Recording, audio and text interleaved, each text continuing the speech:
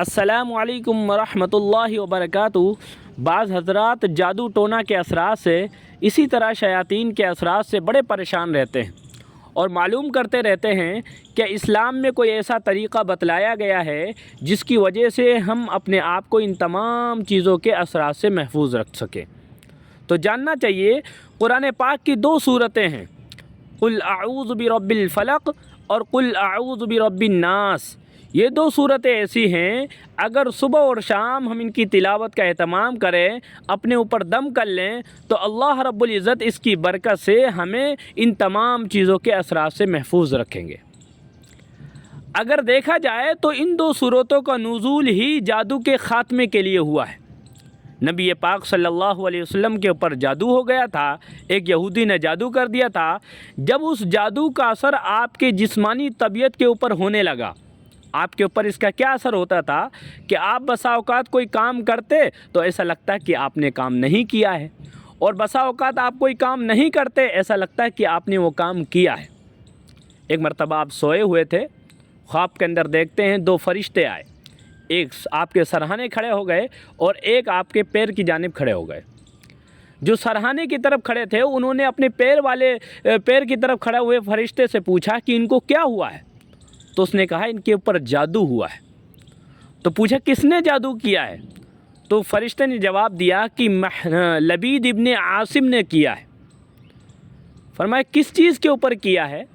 تو فرشتے نے بتایا کہ آپ کے بال کو تانت کے دھاگے کے ساتھ میں باندھ رکھا ہے، اس میں 11 گٹھانیں اس نے لگائی ہوئی تھیں، اور اس پہ جادو منتر پھونک کر کے مدینہ پاک سے آبادی کے باہر ایک ویران کنواں تھا، اس کنویں کے اندر ایک پتھر کے نیچے اس نے دبا دیا تھا۔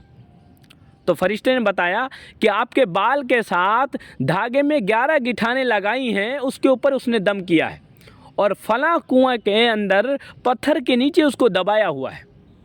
آپ کی آنکھ کھلی تو آپ صحابہ کو لے کر کے گئے اور اس پتھر کو ہٹایا تو وہاں پر وہ دھاگا ملا، اس نے بال کے ساتھ 11 گٹھانیں لگائی ہوئی تھیں اور اس کے اوپر دم کیا ہوا تھا۔ اس وقت میں یہ دو صورتیں نازل ہوئیں، قل اعوذ برب الفلق اور قل اعوذ برب الناس۔ دونوں صورتوں میں ملا کر کے کل 11 آیتیں ہیں۔ آپ ایک ایک آیت پڑھتے جاتے اور ایک ایک گٹھان کھولتے جاتے تھے۔ 11 گٹھانیں جب کھل گئیں تو آپ کے اوپر سے جادو کا اثر بھی ختم ہو گیا۔ تو ہم سب کو بھی چاہیے کہ صبح اور شام تین مرتبہ جو ہے، فجر کی نماز کے بعد 3 مرتبہ پڑھ کر اپنے ہاتھوں کو ملا لیں، اس کے اوپر دم کر لیں اور اپنے جسم کے اوپر پھیر لیں۔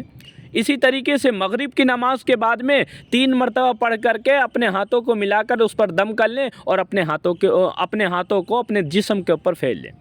نبی پاک صلی اللہ علیہ وسلم کا اس طرح سے دم کرنے کا معمول زندگی بھر رہا ہے۔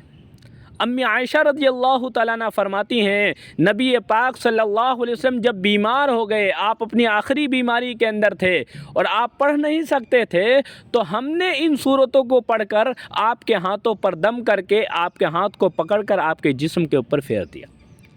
اس لیے اس طرح سے اگر آپ عمل کریں گی، اور یہ دو صورتیں تو ہیں، اسی کے ساتھ اور وہ صورتیں جس میں شیاطین سے پناہ چاہی گئی ہے، ان کے اندر اللہ رب العزت نے یہ اثرات رکھے ہیں۔